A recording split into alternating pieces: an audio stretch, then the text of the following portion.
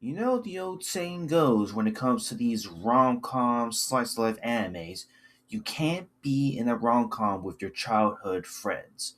Or at least that's what I thought, but man, this is actually the title of a brand new anime that's currently airing for the winter 2026 season. 6 episodes deep. How do I feel about the show itself? Well, I can comfortably say that after watching almost pretty much 6 episodes up until the halfway point, I think the show's pretty good. I think it's really fine. Again, it's pretty much about as typical of like a rom com slice of anime as you would expect, where it's about a our main character, Sakai Yonosuke, who essentially is like just a typical, usual high schooler who just wants to get through life itself. But then he comes across this roadblock, or in this case, in as of right now, three different roadblocks. Where now he comes across his childhood friends, and these childhood friends are trying to do everything that they can to make him fall in love with them. So that he just goes in the route of where he's going to either choose the one of the main characters' aspirations, if that makes sense. So basically, it's about a dude where he's trying to get by, and there's all these guys that are trying to like get him to fall in love with him in the most typical fan servicey cliche way possible, where we have a yandere who is trying to be as yandere as she can be. You have the most over the top positive person who is like the childhood friend, and you have the other person who is like the oni-chan of the freaking friend group. And again, it's really cute. It's really wholesome. I get that it's basically playing homage to like the typical rom com anime cliches. And don't get me wrong, like surprisingly, despite that the show was like I was a little on the fence with the show initially when this first came out because it was kind of reminding me of another show that came out last year. I feel like this show is one of those that's like if you want to watch this for the sake of like a fan servicey type of show, you're gonna get a lot of like surprisingly a lot of really nice, amazing fan service. The animation by Tesco Productions is killer, no filter as always.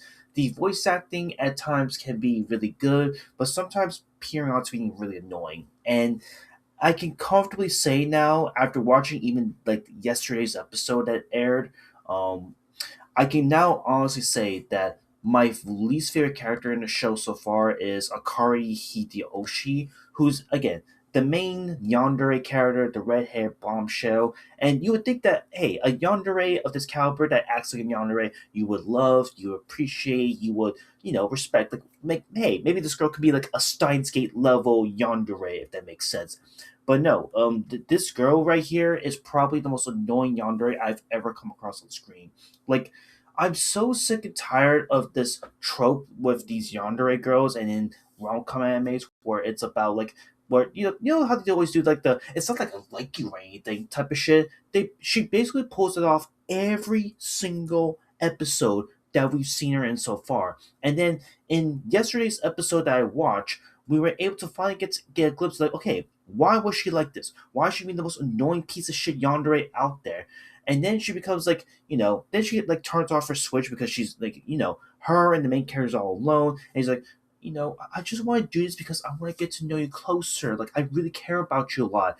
And then next fucking thing you know, like after this episode ends, it's like, okay, next morning it's like, okay, wow, I guess we were able to have a full connection. We were able to understand each other. Now we can actually like move on and continue being like normal friends now. And then she reverts back to her old self. I'm not even joking. Like she just reverts back to her like the fuck are you doing? Like like you're so fucking disgusting. Like I cannot believe I spent so much time with you because you thought you were into me type of bullshit. Like it's so goddamn annoying, and I hated that like all the way through. Like she's easily my least favorite character in the show, and it's not even like a competition at that point. The other two characters in the show with the Oni-chan complex and the other one who's like the childhood best friend, positive attitude girl, those two are okay. They're passable. I can definitely give credit where credit's due. There's one more girl in this show that hasn't been introduced yet, which surprisingly that we're 6 episodes deep, and I thought they would have introduced her by now. But I don't know. They might introduce her some maybe next week, at least as of me recording this video.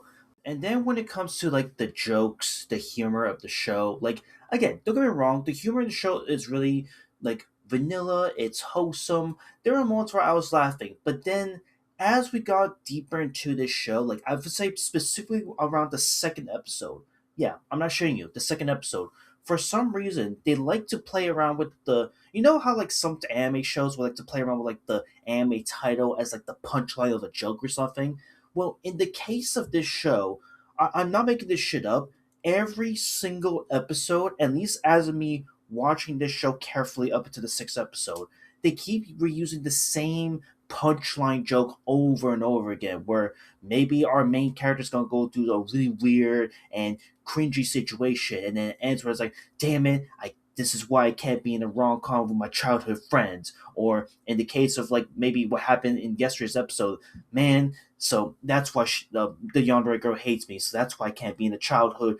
I can't be in the rom com with my childhood friends. Or in another instance where they did like let me see. Oh yeah, they were bathing together or some shit, and then and the punchline ends where it's like, oh my god, this is why I can't trust my only child because I can't be in a rom com with childhood friends, and then I swear to God, they keep repeating the same title and punchline over and over again that it actually just gets stale so fast that I'm honestly really convinced that like going deeper into this show, they're gonna repeat the same punchline over and over again these next six episodes. But outside of, like the massive complaint about that character, again, there are good moments in the show that I can say are not too bad, can be borderline fun bad in a way, but then there are times where it can be borderline annoying and just like one of the worst like watered down rom coms you're gonna ever watch in a show this caliber.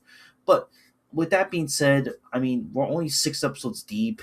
Once the show concludes, maybe my updated thoughts on said character is going to change. But I think I can tell you that with regarding my rant with Akari here, it's not going to change at all. I think she's easily my least favorite character in the show, hands down. And I just want, like, please, can we just move on from this yandere trope bullshit that we saw? Because this show sadly just has in like the worst common denominator being displayed right now. And yeah, just wanted to simply talk about this because I know that if I don't talk about this now or make like a halfway point show of this show, I'm most likely going to forget everything that I've had going into this show. So yeah, that's it. I'll see you on the next one later.